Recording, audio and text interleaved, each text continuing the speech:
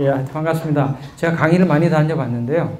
이렇게 여학생들만 있는 200명 있는 데는 처음 왔습니다. 그래서 여기 앉아 있는데 아주 그냥 얼굴 어디 둘지 많이 떨립니다. 이화여대는 건축과에서는 안 불러서 못 와봤고요. 이 건물 때문에 온 적이 있습니다. 이 건물 여러분들 잘 아시겠지만 이 건물은 프랑스의 건축가인 누구죠? 도미니크 베로가 설계를 했는데 그 당시에 전 세계에 세 사람, 유명한 건축가 세 사람을 초대해서 현상 설계를 한 거거든요. 그래서 현상 설계를 해서 마지막 심사하는 날 세 사람을 스테이지에 올려놓고 무대 뒤에서 심사를 했어요. 그 스테이지에서 제가 그 세 사람과 토론회를 하기 위해서 이 학교에 왔었어요. 저기 음대의 큰 강당에서. 그게 지금 새롭게 드디어 이 건물이 이렇게 완공돼서 여러분들 상당히 자부심을 가진 건물인 것 같아요. 물론 좋아하지 않는 분들도 모르지만은 서울에 오면 건축가들한테 어디를 갈까요? 물으면 꼭 리스트에 들어가는 건물이 이 건물입니다. 여러분들 참 자부심이 있고 우리 학교 학생들도 가끔 여기 오면은 이 건물 때문에 이제 부러워하거든요. 저한테 주어진 시간이 1시간인 것 같은데요. 제가 오늘 하려고 하는 얘기는 그 도미니크 베로와 같은 아주 유명한 건축가들의 작품이 아니고 우리 흔히 주변에 있는 아주 일상적인 풍경들에 대한 얘기를 좀 하려고 합니다. 그리고 좀 더 구체적으로 서울에 대해서 왜 서울이 이렇게 생겼을까? 그리고 우리는 이 서울에 있는 건축을 전공하지 않는 사람의 입장에서 어떻게 봐야 되는가? 그런 얘기를 여러분들하고 한 1시간 정도 하겠습니다. 2010년에 뉴욕타임스에서 이런 기사가 났어요.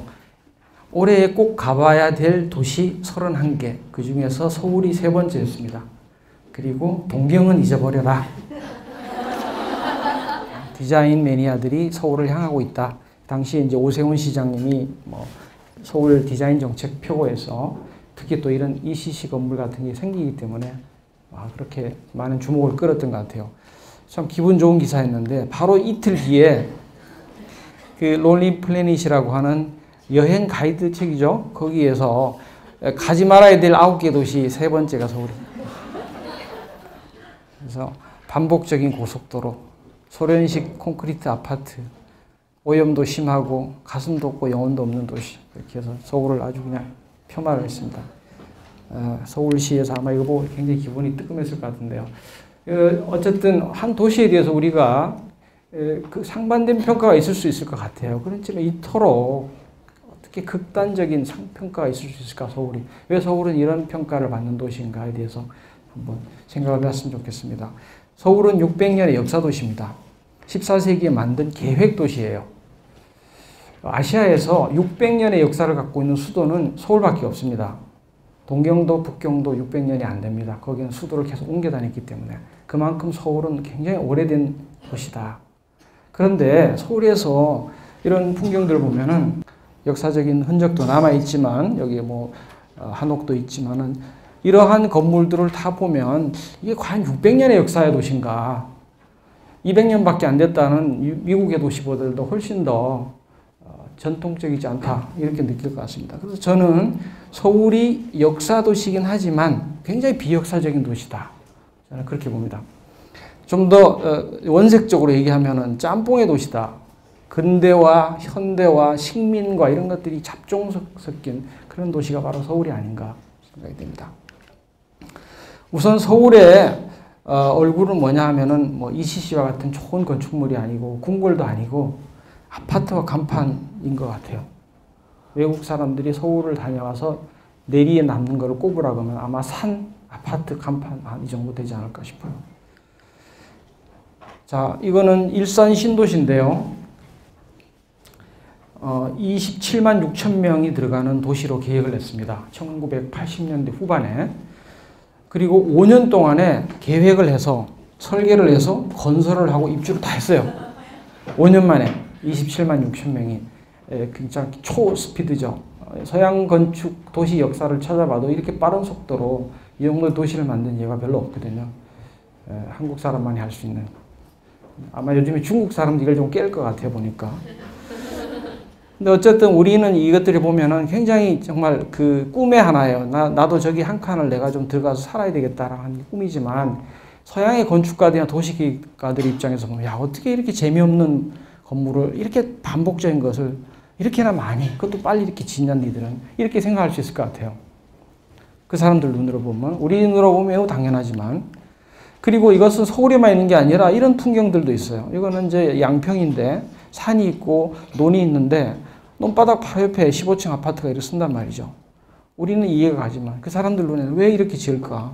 이렇게 좋은 자연경관에 꼭 저렇게 아파트가 서야 될까? 그래서 프랑스에서 온 그 어떤 학자는 아파트의 공화국이라는 책을 썼죠. 혹시 여러분들 이 자리에서 읽어보신 분도 있겠지만 그만큼 그 아파트는 하나의 건축물이라기보다는 한국 사회의 어떤 단면을 보여주는 정말 그 제 편 아킬레스건 같아요. 누구도 그렇게 쉽게 매도할 수 없는 아파트. 왜 이 아파트가 있는지에 대해서 우리가 한번 곱씹어 볼 필요가 있는 것 같습니다. 또 하나는 간판인데요. 이런 식으로 이제 간판이 타닥타닥 붙어 있어가지고 건물의 형체를 알아볼 수가 없죠. 그래서 건축가들이 이게 좋은 건축가들은 자기 집을 딱 지은 다음에 준공검사 받기 전에 사진을 다 찍어요. 왜냐하면 준공검사 받고 나자마자 막 붙거든요. 그래서 먼저 딱 찍어요. 그런 다음에 이렇게 붙죠. 다시 말해서 건축물 설계를 이 프론트, 스킨을 특별히 뭐 설계할 필요가 없어요. 간판이 갖다 붙어주니까. 그런데 여기를 보면 참 재미가 있습니다. 꼭대기 교회가 있고요. 여기 학원이고 눈높이 학원이고 만화방 있고 단란주점 밑에 있어요. 그래서 우리가 이게 단면도라 그래서 건축에서 탁 잘라서 보는 가상도를 단면도라 그러는데 밤에 단면도를 보면 참 재밌을 것 같아요. 그죠?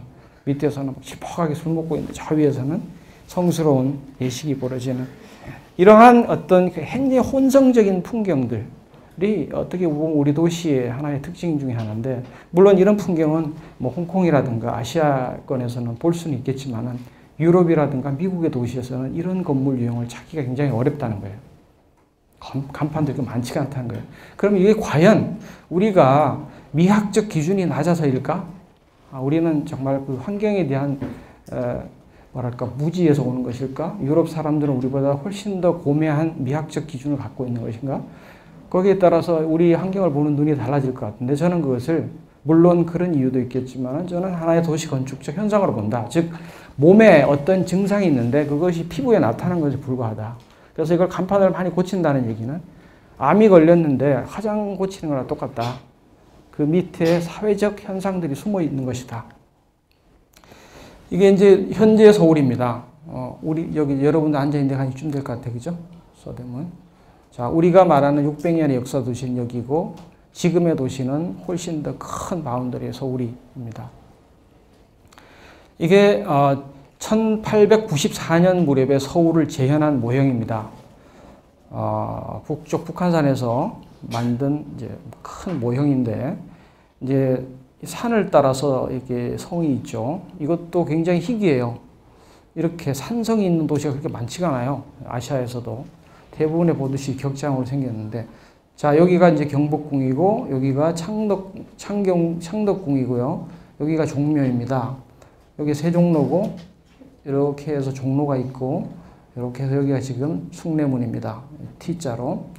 자, 이 도시에 대한 도시계획은 길게 설명을 하면 한참 해야 되는데 짧게 얘기하면 우리가 이 수도를 만들 때 따랐던 모델이 있었습니다. 중국의 장안이라고 하는 도시가 우리가 받았던 하나의 모델 중에 하나예요. 지금은 서안인데 그 도시의 규범을 따라 했습니다. 그래서 특별히 이런 궁궐 건축과 중요한 건물을 놓는 나름대로 원리가 있었어요.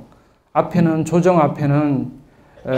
궁궐 앞에는 조정을 두고 뒤에는 시장을 두고 왼쪽에는 종묘를 두고 오른쪽에 사직을 둔다. 뭐 이런 원리들이 있습니다. 그런데 그런 원리 주요 원리를 빼고는 자세히 쳐다보면 대단히 불규칙하게 생겼어요. 물길을 따라서 코락코락하게 생겼다는 것이죠. 서울은. 그런데 우리가 규범을 삼았던 당나라는 이렇게 생겼어요. 복원을 하면 굉장히 격자형으로 돼 있고 수많은 방들이 있고 또 방을 쪼개서 또 작은 방을 만들고 해서 이 하나하나가 일종의 사회적 공동체 단위를 만들어 놨습니다. 그리고 일종의 엄격하게 컨트롤하는 그런 기능을 갖고 있는데 어쨌든 격자형 도시입니다. 픽셀 단위로 보면은 작은 스퀘어가 우리는 그렇게 안 생겼다는 것이죠. 이게 1910년에 만든 서울의 지도인데 아마도 우리나라 최초의 실측으로 만든 지도 중에 하나인 것 같아요. 그전에는 실측 지도가 없었는데 일본의 엔지니어들이 와서 실측을 해서 잰 거죠. 이렇게 생겼습니다. 혹시 여기에서 건축이나 도시 전공하는 사람들은 아마 보시면 이해가 하실 텐데 서양에 이런 지도들이 참 많아요. 그런데 대개 이런 데가 어떤 데냐 뭐 서양의 지도 보면 다 광장들이에요. 피아자나 뭐 아고라나. 그래서 이런 지도를 유럽 사람 학자들한테 보여주면 이게 광장인 줄 알아요. 이게 다. 근데 이게 광장이 아니고 사대부지들의 집터입니다. 다. 사대부들의 집터. 제일 좋은 집터들이 이제 비어 있는 것이죠. 그 집터들은 궁궐에서 가깝고 길에서 좀 뒤떨어져 있고 물이 배수가 잘 되고 홍수 안 나고 풍수 좋고 뭐 이런 데를 꼽았겠죠. 자, 어쨌든 제가 얘기하고자 하는 것은 이러한 대로를 빼고 이 안으로 들어가면 대단히 불규칙하게 생겼다는 것이 이게 서울의 특징 중에 하나입니다. 북경도 이렇지 않고 도쿄도 이렇지 않고 오사카도 교토도 이렇게 생기지가 않았어요. 서울이 이렇게 생겼습니다. 그래서 이게 이제 1910년 당시에 서울의 종로를 내려다본 사진인데 이 굉장히 넓어요. 한 40-50m 되는 큰 도로에 뒤쪽은 전부 다 단층 목조 건물이죠. 되게 불규칙하게 생겼고 앞부분만 이렇게 건물이 쫙 일렬로 가리고 있어요. 이것이 그 시전입니다. 시전은 어용상점이에요.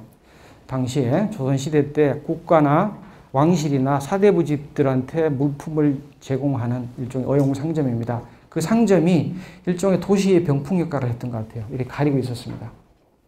그러나 이 뒤를 들어가면 대단히 불규칙하게 생겼다는 것이죠. 자, 그게 남아있는 데가 바로 종로 2가인데, 종로 2가 YMCA 건물 보면 뒤에 보면 이렇게 골목이 있죠. 피막골. 그 피막골에 요게 바로 시전 자리입니다. 쭉 따라가면서. 그래서 건물은 흔적이 없이 다 사라졌지만은 필지에는 그냥 남아있어서 현재도 그 모습들이 우리가 찾을 수가 있죠. 그런데 이러한 길게 생긴 건물의 뒤에 이게 불규칙하게 생긴 이런 구조들은 상당히 격자형 도시들과 굉장히 다르게 생겼어요. 여기 지금 뉴욕인데 뉴욕에 물론 전혀 다른 도시이긴 하지만 극단적 비유를 하자면 뉴욕은 이렇게 블록이 반듯하게 생기고 여기 필지들이 길게 생겼어요. 이렇게. 그래서 앞에가 좁고 뒤가 깊어요. 우리는 반면에 앞에는 넓고 뒤엔 좁아요. 두 개 좀 다르게 생겼어요. 그래서 이 뉴욕에 혹시 여러분들 여행 가서 들어가 보면 1층에 들어가면 왜 식당이 깊숙이 들어가잖아요. 조명도 잘 안 들어. 되게 길게 생겼다. 이제 반면에 우리는 앞에 생겼다. 이러한 그 도시에 생긴 이 구조 자체는 건축물을 만드는 데 결정적 영향을 미쳐요. 자, 그래서 일단 도심이 불규칙하다 하는 얘기를 제가 했고요. 그 다음에는 그러면서 도시가 급격하게 팽창했다. 이게 1960년대 금화 아파트인데 아마 여기서 그 우리 경북공 간 사이쯤인 것 같은데 그죠?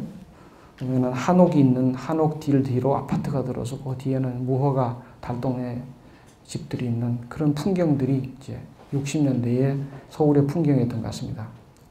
그리고 이건 응봉동인데 앞에는 그나마 한옥인데 여기는 이제 계량 한옥 해서 정말 춥고 단열도 잘 안 되고 이런 건물들이 빠른 속도로 서울의 외곽 지역으로 쫙 퍼져나가기 시작했다는 것이죠. 불규칙할 수가 없는. 그러다가 도심이 워낙 열악하니까 도심을 이제 개조를 해야 되겠다는 생각을 할 수밖에 없죠. 그러면 외국의 정상들이 와서 보면은 카메라들이 막 외국의 뭐 ABC니 이런 MBC니 카메라들이 뒷골목 가서 찍을 거 아니에요. 그런 것들이 이제 전 세계 방영되고 하면은 정치가 입장에서 이걸 좀 고쳐야 되는 거죠. 그런 목적 굉장히 강하거든요. 그래서 개발 가능한 것은 바꾸는 거죠. 그래서 이 블록의 바깥쪽에 있는 이런 큰 건물들은 재개발을 하고 이런 데는 여건이 안 되는 거죠.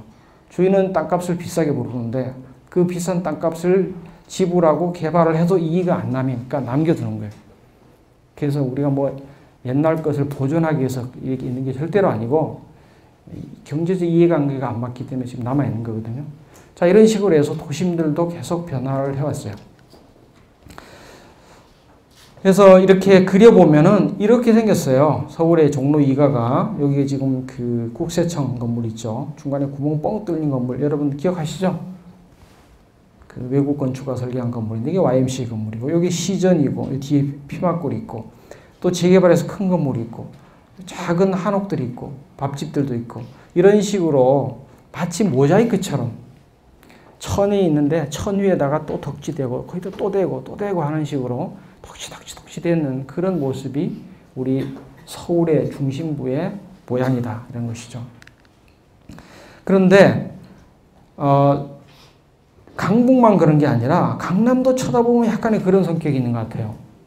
이게 지금 테헤란로인데, 테헤란로 변에 여기서 서서 보면은 정말로 한 15층에서 뭐 한 30층짜리 고층 건물이 쫙 열비해서 굉장히 근사한 풍경을 보여줍니다. 그런데 바로 뒷골목만 들어가면 굉장히 불규칙해요. 건물이 갑자기 낮아지고, 건물의 기능도 뭐 술집 뭐 이런 거 많죠.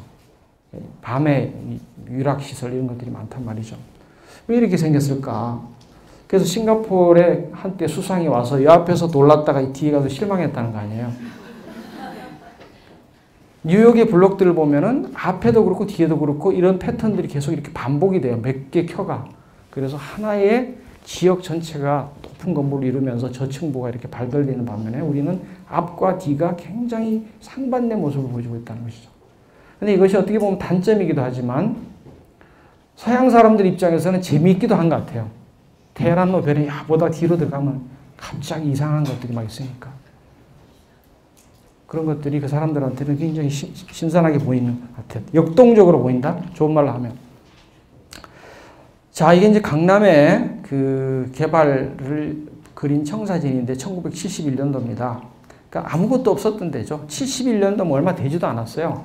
물론 여러분들이 71년이 뭐 옛날 고대처럼 느껴지겠지만 우리 입장에서 보면은 저희들 학교 다닐 때니까 이 지역을 이렇게 강남을 개발하겠다는 이런 계획을 세웠을 때 여기는 다 논과 밭고 뭐 다리도 없고 배 타고 건너가고 이랬답니다. 지금의 그 코엑스 가려고 그러면 배 타고 건너가서 그랬다는 거 아니에요? 배 타고 가서 산을 넘고 그래 가야 거기 보훈사를 갔다는 거 아니에요? 그 자리가 지금 이렇게 바뀐 거죠. 몇십 년 만에. 그리고 이 사람들이 안 가니까 이게 모델하우스예요. 지금 잠실에. 어? 그래서 그 당시에 책들을 보면 그 용산에 있는 그 고속 시외버스 터미널 근처에 그 다방들이 많았대요. 거기 다방 아침에 그 복부인들이 쫙 모여서 막 떠들다가 그래서 이제 다리 건너가서 이제 땅 보러 다니는 거죠. 말죽거리 잔혹사 영화 있잖아요. 보셨죠? 그 배경이 바로 그런 시대거든요. 도시가 막 팽창하고 막 복부인들이 가서 막 땅 장사하고 막 이럴 때 그 시대의 이제 풍경이고 그 시대입니다. 지금 여기 가보면 어떻게 했어요? 여기가 지금 그죠? 잠시 로데오 거리가 있고 뭐 가로수길이 있고 이런 데 아니겠습니까? 이것이 불과 몇십 년밖에 안 된 서울의 풍경이다. 그렇게 해서 만든 강남이 이렇게 생겼어요. 정말로 계단이 격자형에 가깝지만은 조밀하고 불규칙하게 생겼어요. 팍팍하게 생겼고 안에 들어가 보면 의외로 강남의 안쪽 블록에 들어가면 여기가 강남인가 싶을 정도로 싼 집도 많아요. 의외로 밑에 지하방도 있고 혹시 여기 강남에서 오신 분들 많을 텐데 그렇습니다. 자, 이건 조금 이제 뭐 전문적인 그림이긴 하지만 잠깐 소개를 하면 이 그림은 서울의 지도 위에다가 각종 도시 개발 사업을 했던 것을 얹혀놓은 그림입니다. 그러니까 여러 가지 패턴들이 계속 겹쳐졌다는 걸 알 수가 있어요. 각종 도시 개발 사업으로. 그 면적을 다 합치면 서울의 시가화된 면적의 70%입니다. 이게 1960년에서 2000년 사이에 보여요. 40년 동안. 결국은 40년 동안에 성형을 우리가 한 거예요. 서울을. 70% 성형한 겁니다. 그러니까 서울을 600년의 역사라고 부르는 것은 한편으로는 맞지만 한편으로는 아니야겠죠. 저는 서울은 50년밖에 안 된 역사다. 그것도 50년 동안 성형을 몇 번 한 거예요. 지금 우리가. 서울은. 그런 도시다는 거죠. 자, 그럼 지금부터 조금 딱딱한 얘기 제가 좀 빨리 가는데 그럼 왜 이렇게 생겼냐 서울이. 왜 이렇게 생길 수밖에 없냐? 첫 번째 제가 밀도를 얘기합니다. 서울은 밀도의 상관왕이라고 저는 얘기를 하는데 서울의 2006년 인구가 2023만입니다. 2위가 상파울로, 동경이 810만이고 뉴욕은 800만이에요. 놀랐죠, 여러분들? 서울이 인구가 제일 많다는 거. 행정구역상 605제곱킬로미터 안에 인구가 1023만으로 서울이 제일 많아요. 물론 지금 순위가 조금 바뀌었을 수 있는데 여전히 뉴욕과 동경보다 인구가 많다, 서울은. 다시 말해서 서울시장 박원순 시장이나 오세훈 시장은 전 세계에서 가장 많은 사람으로부터 지방세를 받는 사람이에요. 되게 중요한 거예요, 그러니까. 1023만 중에 50%가 500만 아니에요? 500만 표면요, 다른 나라 대통령 되잖아요. 500만, 인구 500만 밖에 안 되는 나라 부끄러파가 많잖아요. 그러니까 서울시라고 하는 위상이 엄청나게 큰 위상을 갖고 있다. 자, 어쨌든 서울은 세계 최고 인구를 갖고 있다. 그런데 서울은 또 인구도 빨리 늘어났어요. 1910년에 인구가 27만 9천 명입니다. 14세기 때 인구가 10만이에요. 그러니까 14세기부터 시작해서 한 500년 정도, 10만에서 20만, 30만까지 거의 변화가 없다가 한국 전쟁이 끝난 1955년부터 인구가 폭발적으로 늘어나기 시작합니다. 그래서 80년에 830만이 되고 90년에 1090만이 됩니다, 인구가. 그래서 계산해 보면요, 1090만에서 150만 빼가지고 이게 나누어 계산해 보면 1년에 28만 명 정도가 늘어나요. 28만 명이면 웬만한 유럽의 작은 도시 인구쯤 돼요. 그런 도시가 서울에 한 개씩 생겨난 거예요. 날로 계산하면 하루에 800명이 서울에 와요. 이주를 해요. 그럼 800명을 수용하기 위해서는 아파트 한 동을 지어야 돼요. 매일 지어야 돼요. 30년 동안. 그래야만 들어가 살 수가 있다 이거죠. 근데 그게 가능해요? 불가능하죠. 달동네에 생길 수밖에 없고 새들어 살고 그러죠. 또 한편에서 아파트 계속 짓고 그런 어떤 속도의 시대에 우리가 살아왔다는 것이죠. 개발에 아주 질주하는 시대를 우리가 살아왔다. 그 다음에 세 번째는 인구 밀도가 높다는 거예요. 서울의 인구 밀도는 1제곱킬로미터당 17,000명이 살고 있습니다. 싱가포르, 홍콩, 상하이도 비교적 높은 도시인데 그 도시들의 인구보다도 우리가 한 3배 정도가 높다는 거예요. 여러분도 홍콩 가보시면은 막 산에 막 아파트 팍 꽂아놨잖아요. 되게 높아 보이잖아요. 그런데 우리가 3배 정도 높다는 거예요, 인구 밀도가. 우리는 굉장히 독특한 환경에 지금 살고 있는 거죠. 그 다음에 세 번째는 많이 모여 산다는 거예요. 우리나라 인구의 절반이 수도권에 살고 그 절반이 서울에 살아요. 그러니까 5명 중에 1명은 서울 사는 거예요. 뉴욕은 낮아요. 동경도 밀집돼 있다고 하지만 우리의 반밖에 안 되는 것입니다. 그러니까 우리나라는 매우 독특한 나라죠, 진짜. 서울이 인구가 제일 많고 인구 밀도도 높고 모여 산다. 저는 그걸 삼관왕이라고 보는 거죠. 자, 여기가 지금 빨갛게 칠한 데가 사람 사는 도시화 지역인데요. 대단하죠, 그죠? 여기서 한 50km만 가면 여기가 전 세계에서 가장 재래식 무기가 많은 DMZ가 있다는 거죠. 그리고 막 끊임없이 북한에서 막 위협을 하는데 우리는 이렇게 강의실에 앉아가지고 전혀 개의치 않고 공부를 하는 어떻게 보면 굉장히 초현실주의적인 나라. 우리가 비정상인지 몰라, 그죠?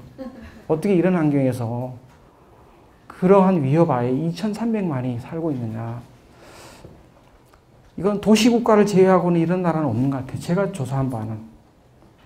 싱가포르 같은 도시국가를 제외하고는 이렇게 인구가 독특하게 모이는 나라는 없다. 자, 그런데 인구 밀도를 보면요. 아까 인구 밀도 높다 그랬잖아요. 근데 이 다시 서울, 동경, 런던, 파리, 뉴욕, 로스앤젤레스의 도심과 비교를 해보면 이 도시들은 특히 뉴욕과 파리는 건물의 소위 말하면 공간의 총량이 서울보다 많아요. 우리는 그거에 비해서 총량이 적어요. 다시 말해서 공간이 부족하다는 얘기죠. 그런 거예요. 인구 밀도는 높은데 양은 부족하면은 끊임없는 개발 압력이 작용하겠죠. 계속 더 짓게 하는 압력들이 계속 작용한다는 것이죠. 그게 서울에 지난 수십 년간에 벌어졌던 일입니다. 끊임없는 개발 압력이 작용하는 거죠. 근데 서울의 평균 필지는 뭐 여러분 감이 안 잡히겠지만 요 정도인데 요 정도의 건물 필지는 건물 짓기가 애매한 면적이에요. 주차장 넣기도 애매하고 애매한 면적입니다. 그리고 청수를 제가 평균을 계산해 봤더니 한 2.5층쯤 돼요. 서울이. 들쑥날쑥하지만 에버리지를 내면. 근데 도심에 가보면은 파리는 한 6층쯤 되잖아. 그죠? 6층짜리가 쫙 있습니다. 뉴욕은 가면 뭐 건물 한 수십 층짜리가 있죠.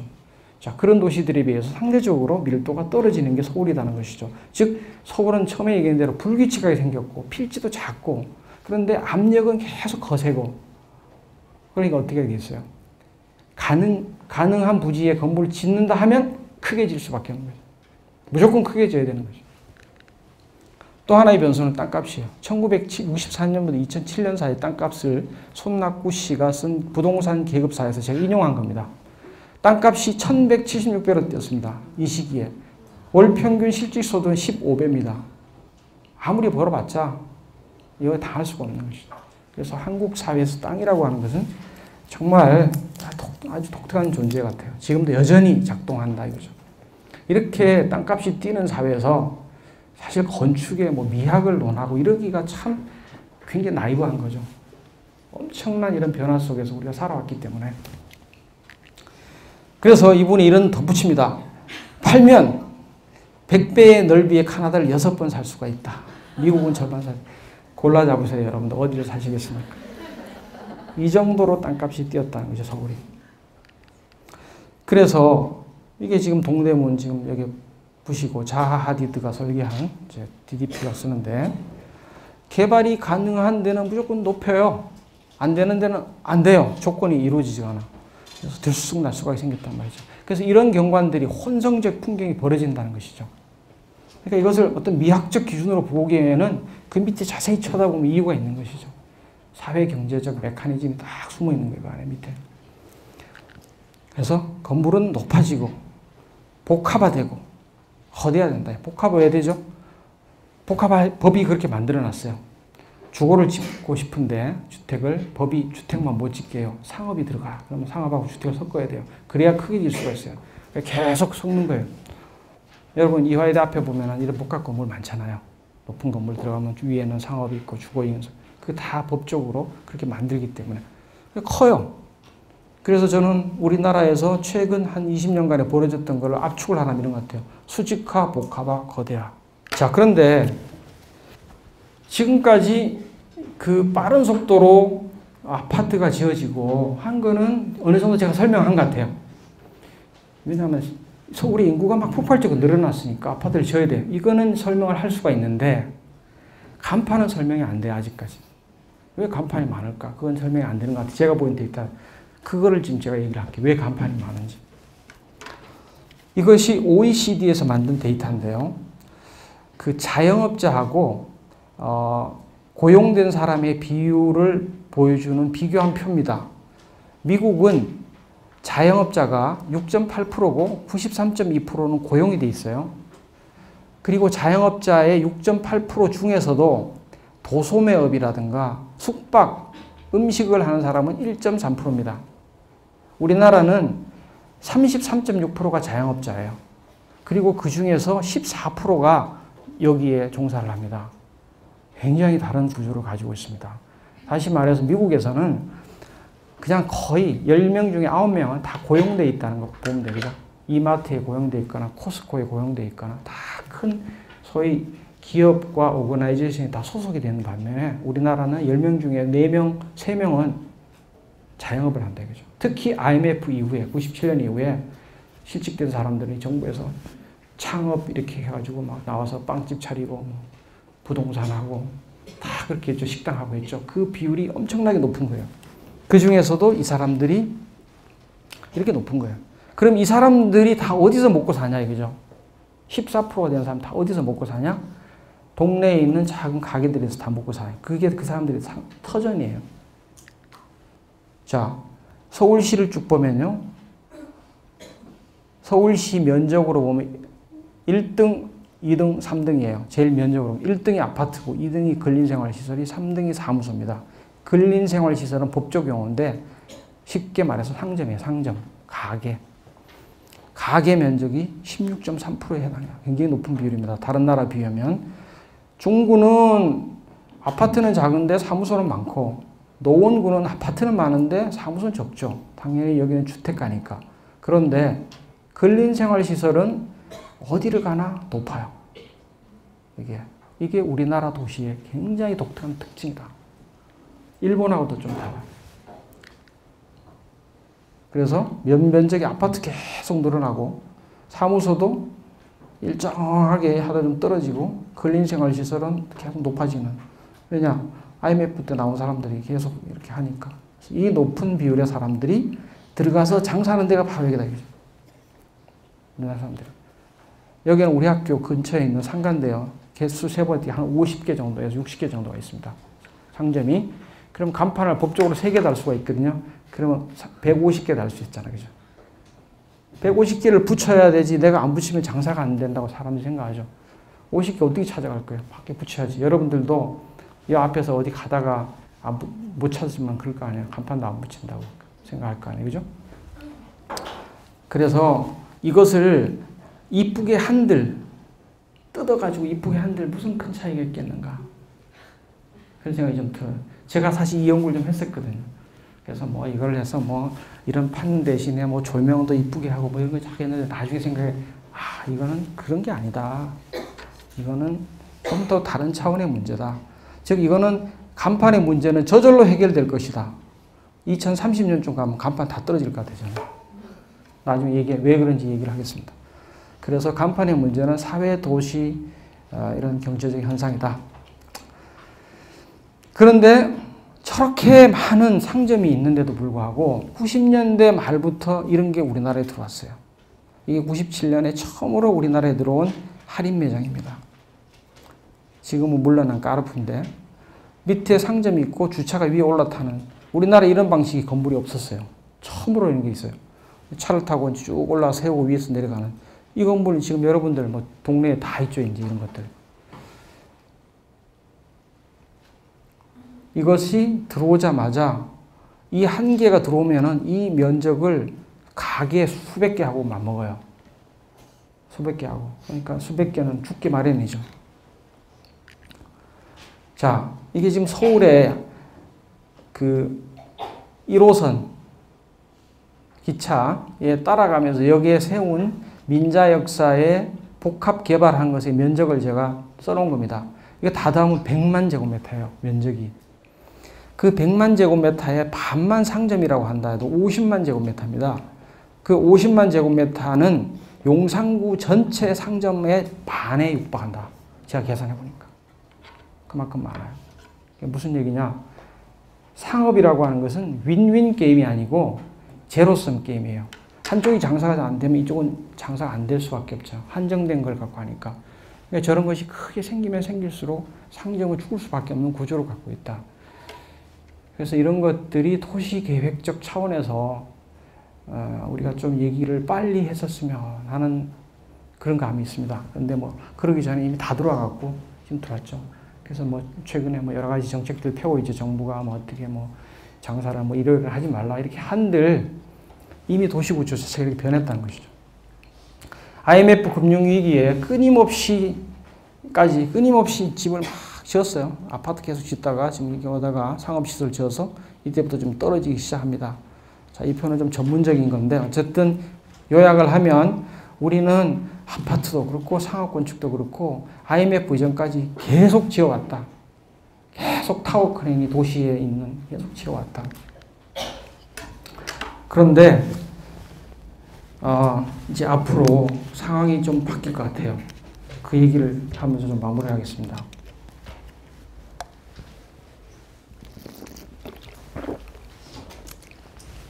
저는 4개 정도의 변수가 있는 것 같아요. 한 개 더 있는데 그건 나중에 얘기하겠습니다. 하나는 에너지 위기, 특히 화석 연료, 가솔린의 위기, 두 번째는 산업 구조의 변화, 세 번째는 인구 변화, 네 번째는 새로운 라이프 스타일에 대한 욕구. 4가지를 말씀드리겠습니다.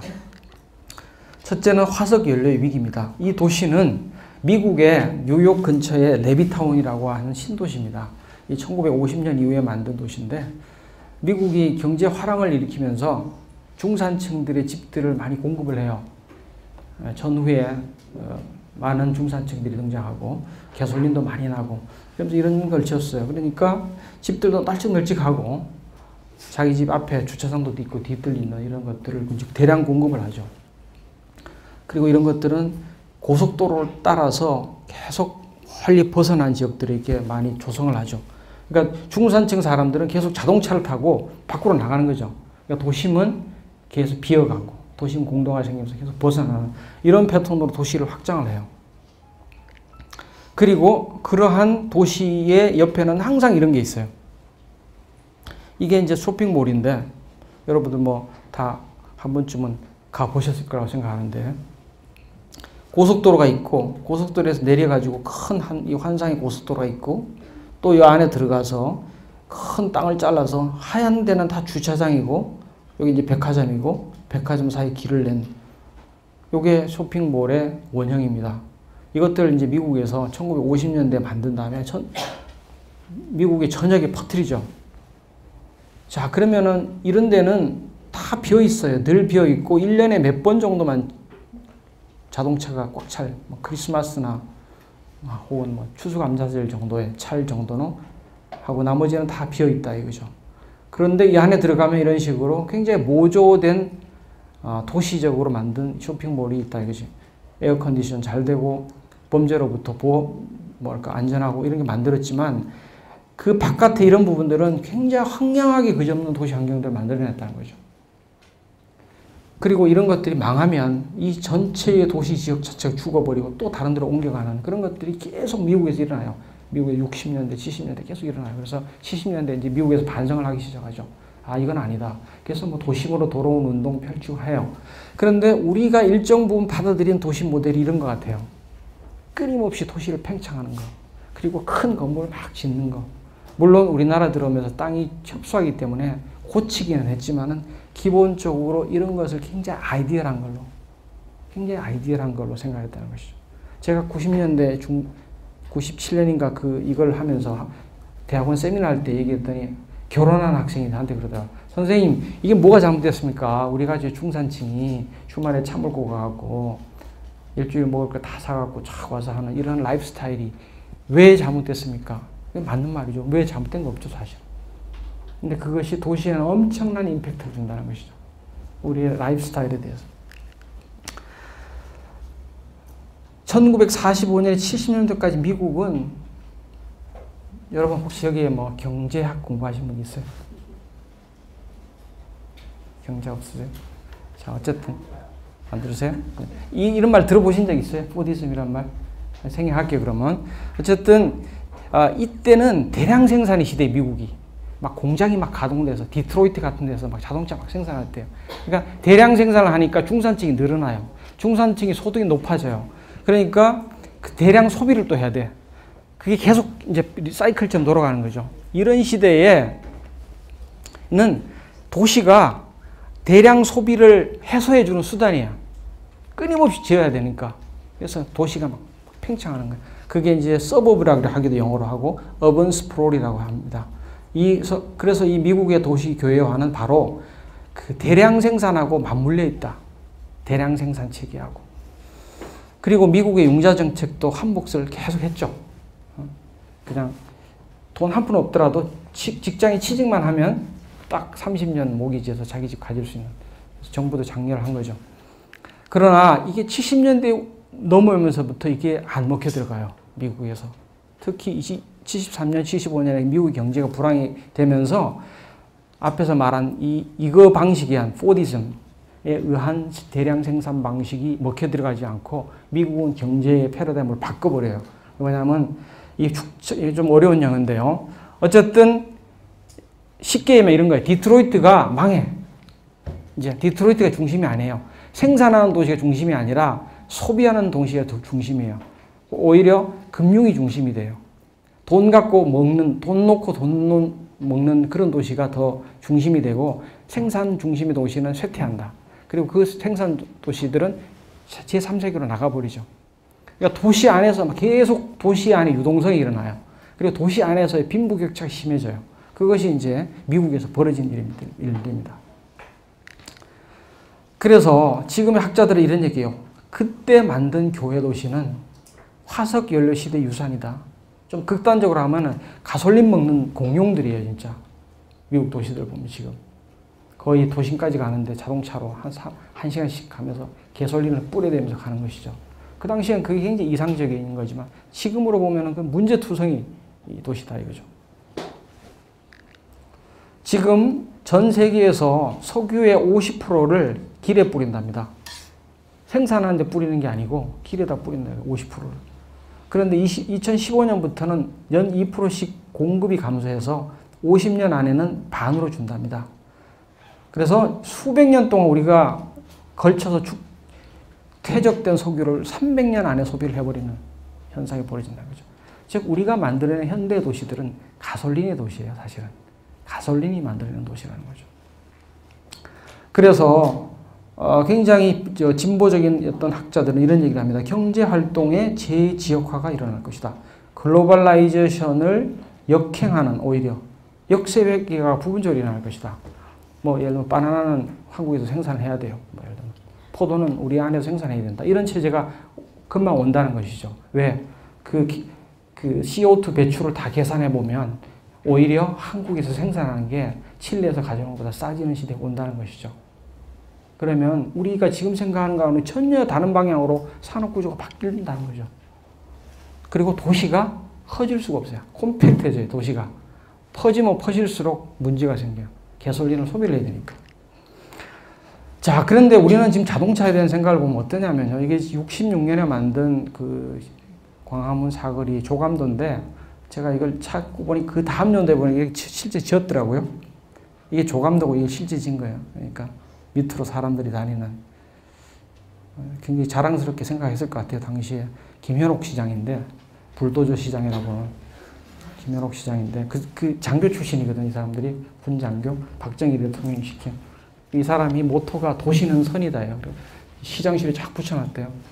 찝차 타고 가다 길 막히면 이거 도시계획이 잘못됐어. 쫙 뚫고 그런 시대죠.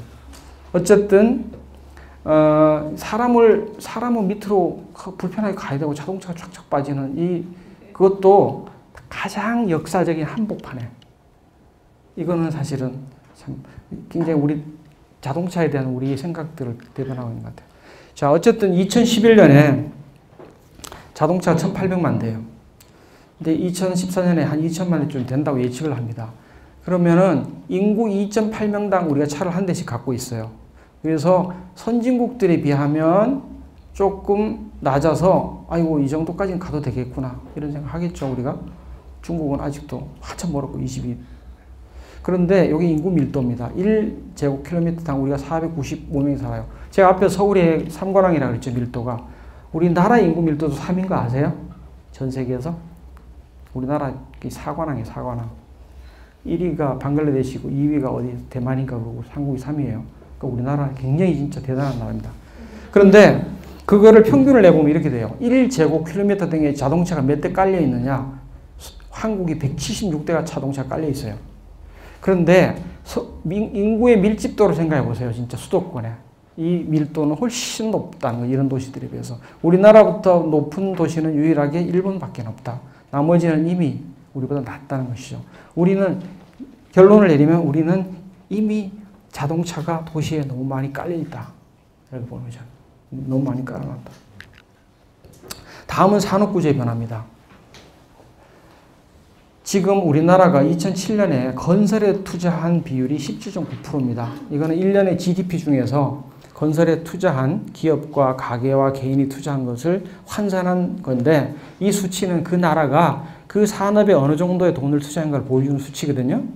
우리나라가 17.9%고 다른 나라들 OECD 국가들이 대부분 10%대입니다. 유일한 예외가 스페인이에요. 제가 이게 2007년에 이 자료를 OECD에 뽑을 때 깜짝 놀랐어요. 스페인이 왜 이렇게 높지? 스페인은 전 세계에서 건축으로 보면요. 리딩하는 국가 중에 하나입니다. 지금 네덜란드하고 스페인은 전 세계 건축을 이끄는 나라예요. 여러분 안토니 가우디 알죠?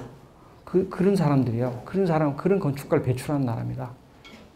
대단한 나라인데 그 나라가 왜 이렇게 높을까 했는데 아닌 게 아니라 그 이후에 지금 스페인이 국가 부도까지 가잖아요. 왜? 건설에 너무 많은 투자를 했기 때문에. 우리나라 지금 낮아지고 있습니다. 그러나 여전히 높아요. 그래서 이것이 예측이 아마 한 11%까지 떨어진대요. 떨어져야 된답니다. 그래야만 OECD 국가 정도로 간답니다. 자, 이런 얘기는 여러분들한테는 뭐 그냥 그런가 보다 하지만 우리 입장에서는 건축가, 학생들 입장에서는 이거는 그냥 암흑입니다. 암흑. 진짜요. 지금도 어려운데 밥줄이 다 끊어지는 거예요. 사실은 우리가. 굉장히 고통스러운 거예요. 저희들한테는. 그런 수치입니다. 이게. 그 반면에 또 도소매 아까 내가 높다 그랬죠. 13.8% 그랬죠. 다른 달에 낮죠. 이것들도 줄어들 것 같아요. 그러면 뭐냐? 우리 이화여대 앞에 있는 수많은 가게들 있잖아요. 간판 다 붙은 거 그거 많이 줄어들 것 같아요. 왜? 이 비율이 줄어들 수밖에 없는 구조이기 때문에. 자, 제가 얘기하고자 하는 뭐냐?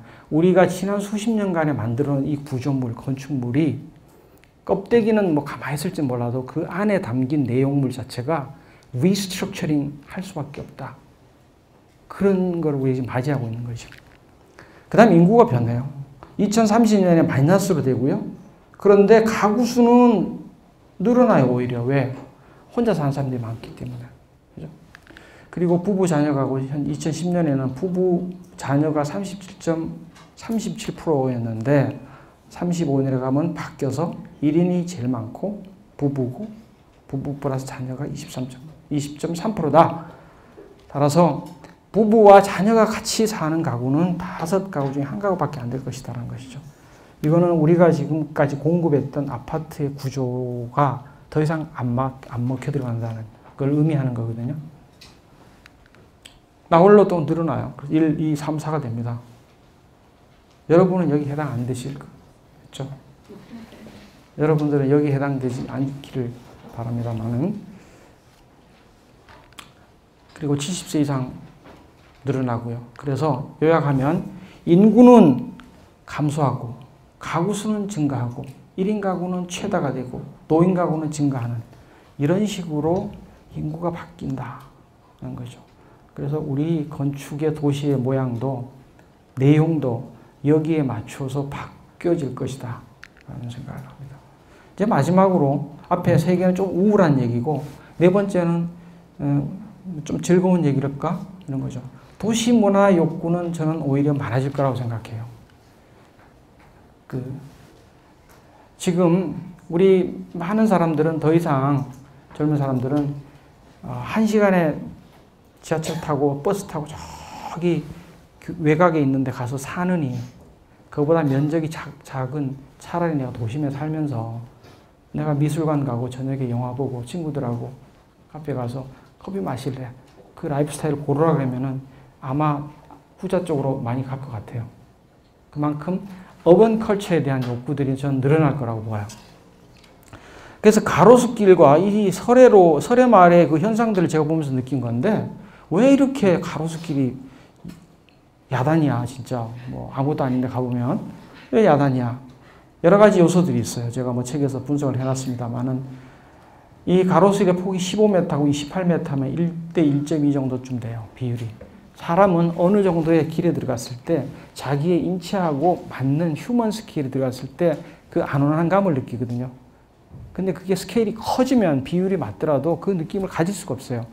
여러분들이 여의도 광장에 가면 그런 느낌을 받을 수가 없어요. 나를 감싸주지 않으니까 건물이. 또 반면에 너무 좁은 골목길에 들어가면 그런 느낌을 가질 수가 없죠. 아마도 이화여대 ECC의 요 비율이 자체가 그런 비율일지도 몰라요. 여러분들 요 광장에 들어가면 그런 독특한 느낌이 있잖아요. 뭔가 내가 건물에 감싸있다는 느낌. 그런 길이 바로 가로수길이 아닌가. 그리고 이게 직선이에요. 강남에서 이렇게 직선 도로가 별로 없고요. 그 다음에 더 중요한 거는 이면도로가 있어요. 그래서 이 길에서 끝나는 게 아니라 두 번째, 세 번째 켜까지 계속 연장되면서 마치 이렇게 세포가 도시 안으로 이렇게 스물스물 들어가는 것처럼 형성되어 있다 이거죠. 그리고 주거와 상업과 여러 가지 복합되어 있다. 이런 것들이 조건에 맞는 게 바로 가로수길, 홍대 앞, 북촌 이런 것이 아닌가. 저는 그런 걸 보면서 우리가 특히 젊은 세대들이 도시 문화, 즉 길과 관련된 이러한 것들에 대한 욕구가 굉장히 클 것이다.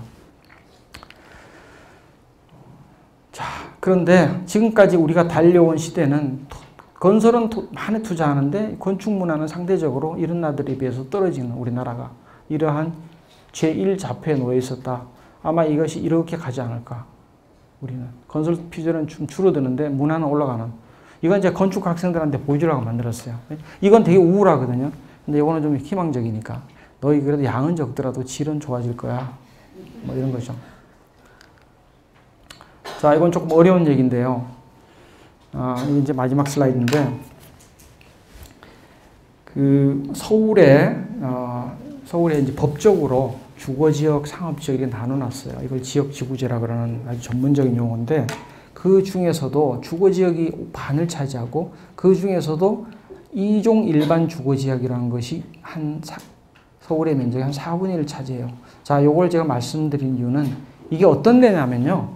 바로 학교 앞에 우리가 보는 다 여기 2종 일반 지구지역이 다 그렇게 생긴 겁니다. 그 지역이 앞으로 어떻게 변할 것인가가 저는 한국의 특히 서울의 건축, 도시 문화를 결정짓는 굉장히 큰 영향을 줄 것이다 라고 저는 생각을 합니다. 그게 바로 제가 말하는 중간 건축이라는 것들입니다. 아파트도 아니고 단독주택도 아니고 그 중간 크기의 길과 관련된 이런 건축물들이 굉장히 다양한 모습으로 퀄리티가 높아지는 업그레이드 되는 도시. 그것이 제 생각에는 2030년에 2050년에 서울의 모습이 아닐까. 아파트는 더 이상 늘어지지 않는 상황에서. 그런 면에서 저는 중간 건축이라는 것이 굉장히 큰 의미를 갖고 있다. 그리고 실제 이런 것들이 실험들이 잘 여러분들 눈에 안 띄지만 서울에서 좀 벌어지고 있어요. 이름이 그렇게 나지 않는 젊은 건축가들이 동네 안에 들어가서 하나하나 고쳐가면서 이렇게 업그레이드를 하는 이런 건물들이 늘어나고 있다. 즉 도시건축 프로그램을 재구조화되는 이런 것들이 벌어지고 있다는 것이죠. 그래서 제가 제일 앞에 서울을 외국 사람들이 가지 말아야 될 세 번째 꼽기도 하고 그렇다는 건데 바로 그 도시의 뒤쪽 이면도로라는 표현을 쓰는데 전문용어로 이면도로에 갖고 있는 성격에 대해서 어떤 사람들은 역동적이다 보고 어떤 사람은 안 좋게 보는 거죠. 저는 그 이면도로의 문화말로 서울의 특징을 가장 잘 보여주는 것이고 그것들이 서울의 하나의 미래가 되지 않을까. 그래서 젊은 건축가들이 많이 육성될 수도 있고 또 이런 걸 하면 동네 산업이 또 살아나요. 동네 아저씨들 미장도 하고 말하자면 경제 자체가 작은 경제들이 돌아가는 쪽으로 갈 것이다. 그렇게 생각합니다. 고맙습니다.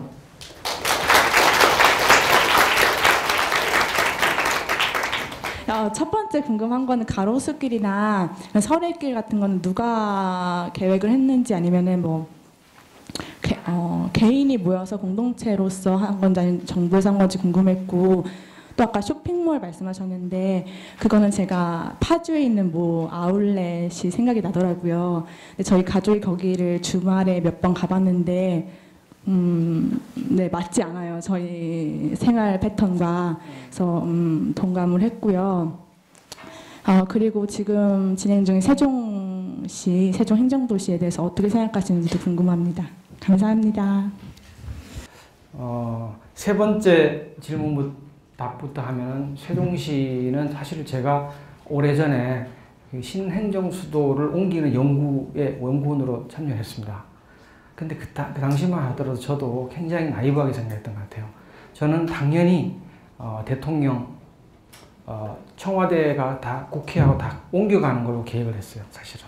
그게 제 생각이었고 서울의 인구 밀도가 3관왕인 도시는 문제가 있다. 그래서 어느 정도는 인구 분산이 되는 것이 저는 중요하다고 생각했거든요.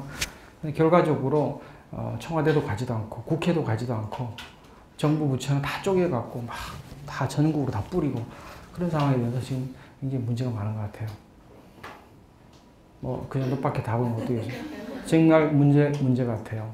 우리가 처음에 구상했던 도시는 그런 도시가 아니었거든. 사실은 작지만은 굉장히 강한 행정도시 그런 도시였는데 지금은 여러 가지 어떤 뭐 정치적인 이유 이런 것들 때문에 나눠져서 글쎄요. 뭐 오늘 아침에도 신문 보니까 장관들이 서울에 있는 시간이 더 많고 큰 사회적 비용을 치르고 있다. 그래서 이것도 아마 시행착오가 좀 필요할 것 같아요. 브라질리아가 수도로 만들었잖아요. 리오에서 공원지대. 그게 정착돼가지고 제대로 어떤 도시로서 기능하는데 수십 년이 걸렸더라고요. 시행착오를 겪으면서. 세종시도 그런 시행착오를 겪으면서 어떤 새로운 좀 더 다른 형태의 도시로 가지 않을까. 좀 뒤로 빼는 답입니다. 답이 안 되고.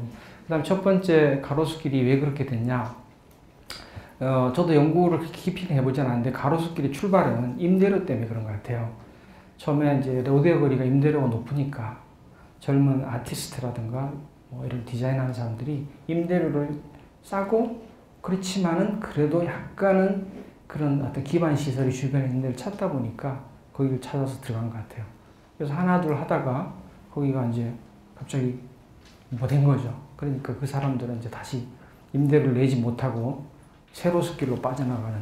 그래서 임대료가 높은 데는 커피숍에 들어왔다가 최근에 가봤더니 커피숍도 다 없어지고 옷가게로 바뀌는. 그러니까 즉 임대료의 그거에 의해서 가로의 성격이 바뀌는 걸 가는 것 같아요. 그래서 개인이 누가 만든 게 아니다.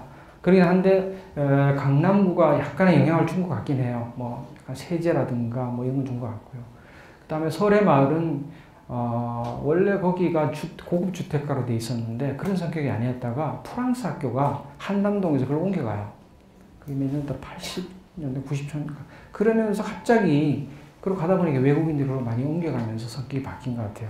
그래서 결론적으로 말씀드리면 도시 계획에서 했다기보다는 시장 경제와 우연과 어떤 도시가 움직이는 자생적 그런 흐름에서 만들어졌다고 보는 게 맞는 것 같아요. 거기다가 이제 뭐 공공이 들어와서 뭐 도로도 뭐 가로길 바꾸고 이렇게 하는데 이제 뒤에 들어가는 거죠.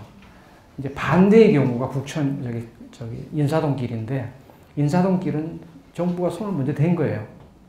그래서 거기를 보행길을 다 깨끗한 전떨길로 바꾸고 했잖아요.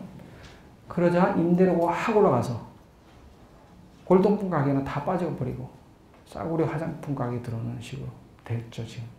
그러니까 도시라는 게 그 계획적 그걸로 하기에는 굉장히 그런 부분이 있는 것 같아요. 자생해서 움직일 때, 그래서 도시계획가나 건축가들이 할 수 있는, 정부가 할 수 있는 일은, 저는 이걸 침에 비유하는데, 수술을 하면 안 되고, 침을 딱 놔야 되는 거죠. 그래서 착 퍼져가게 이래야지, 거기 손을 대면은 싹 바뀌어버린다는 거죠. 지금 북촌이 더 이상 북촌이 아니잖아요. 와인바가 돼버렸잖아요. 그죠? 강남 사람들의 세컨 하우스가 됐고, 더 이상 주거지의 성격도 상실했고, 그런 것 같아요. 그런 거는 뭐 전 세계적으로 일어나는 현상이에요. 우리나라만이 아니라 계속 임대료가 올라가고.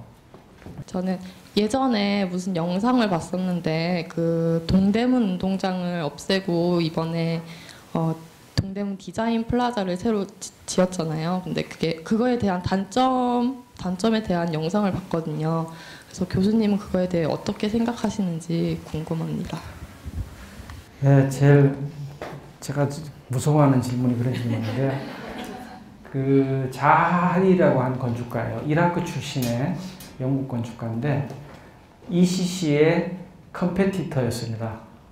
도미니크 베로, 자하 하디드, 알레한드로 자이라폴로 이 세 사람이 이걸 응모를 했는데, 알레한드로 자이라폴로는 국내에서 지금 완성된 건물인데, 혹시 일본에 요코하마 가신 분, 요코하마 터미널이 있어요. 그 터미널 부분 설계를 했는데, 어쨌든 자하디드는 뭐 이름 있는 건축가예요.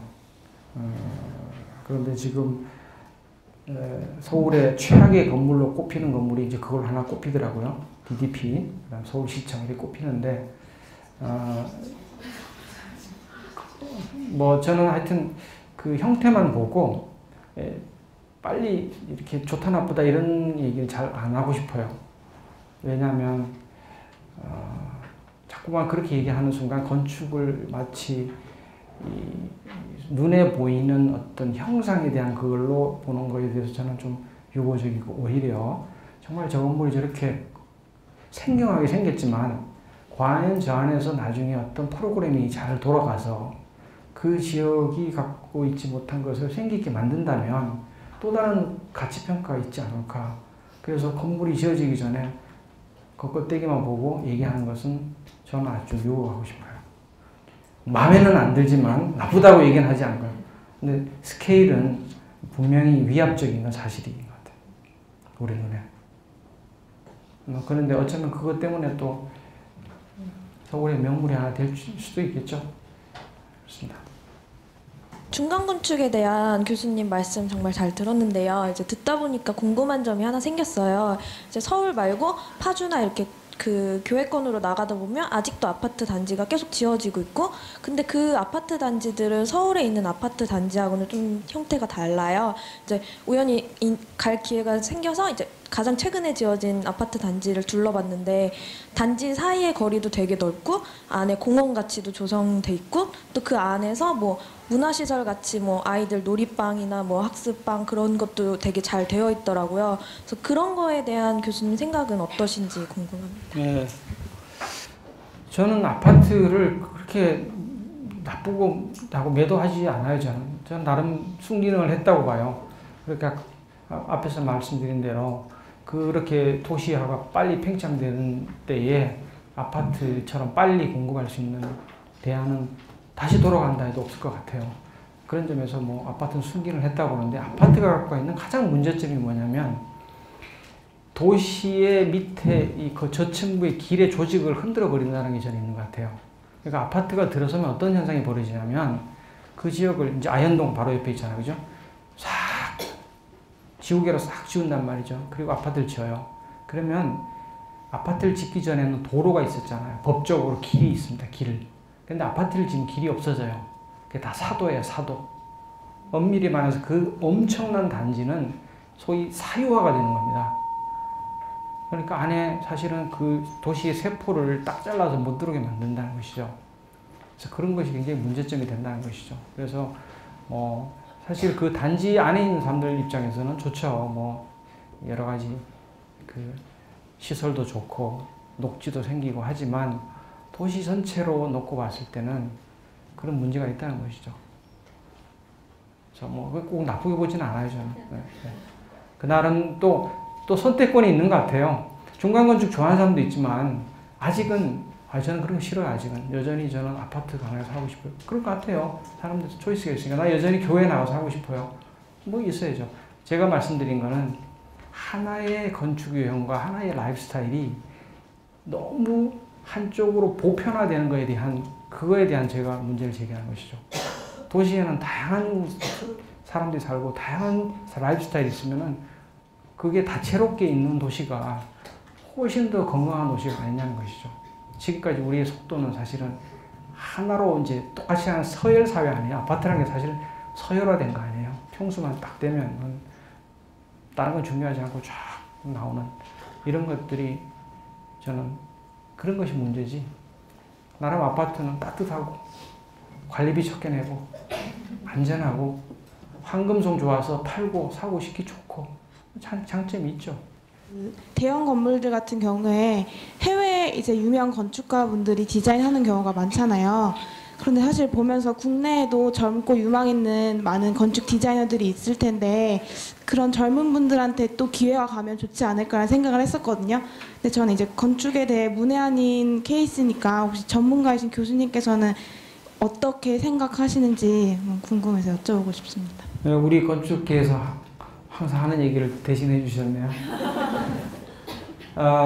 여러분은 만약에 이 시시 건물을 그냥 국내 건축가가 그냥 했으면 하고 도미니크 페로라고는 국제 건축가 한 거에 대해서 어떻게 생각하세요, 여러분들? 그거 역시 저는 그게 있는 것 같아요. 일방적으로 말 수 없는 것 같아요. 물론 지금 우리나라는 국내 건축가들한테 주는 기회와 대우가 너무 차이가 나요. 그건 사실이에요. 그건 정말 문제점인 것 같아요. 한쪽에는 설계비도 많이 주고 하고 싶은 대로 하고, 이쪽은 그렇지 않나요? 우리 국내 건축가를 다룰 때는 마치 갑이 을 다루듯이 하는, 을도 아니에요. 요즘에 한 병쯤 돼요. 병 다루듯이 하고, 외국 건축가 할 때는 뭐 갑 중에 갑이에요. 상갑으로 이렇게 모시는 이런 것들이, 그런 것들은 이제 그거조차도 과정이 아닌가, 제 생각에는 성장통의 과정이 아닌가. 그게 어느 정도 되면 걔들 해봤더니 뭐 별 차이 없네. 그 시기가 필요한 것 같아요. 그게 아마 우리가, 일본이 그렇게 됐거든, 사실은. 일본이 80년대, 90년대 그런 걸 많이 했어요. 외국가들 막 20명씩 불러다가 막 마을을 한번 확 만들고 막 그거 많이 했는데 더 이상 안 하거든요. 우리도 그 과정을 거치면서 좋아지죠. 또 한편으로는 이렇게 도미니크 빼오니까 이게 지하에 집을 지르는 걸 받아들인 거예요. 국내 건축가 이렇게 하면은 허가 안 났을 거예요, 진짜. 어떻게 건물을 밑으로 집어넣어? 이렇게 나왔을 것 같아요. 그런 면에서 어떤 우리의 생각을, 상식을 흔드는 거에 대해서 도움을 준 거는 긍정적이라고 보고, 상대적으로 그 사람들에 대한 어떤 대우 이런 거가 차별에 대한 거에 대해서는 불만 무지하게 많죠, 우리. 우리 감사의 박수를 다시 한번 치고요. 네. 오늘 수업 여기서 마치겠습니다. 다음 시간에 뵙겠습니다.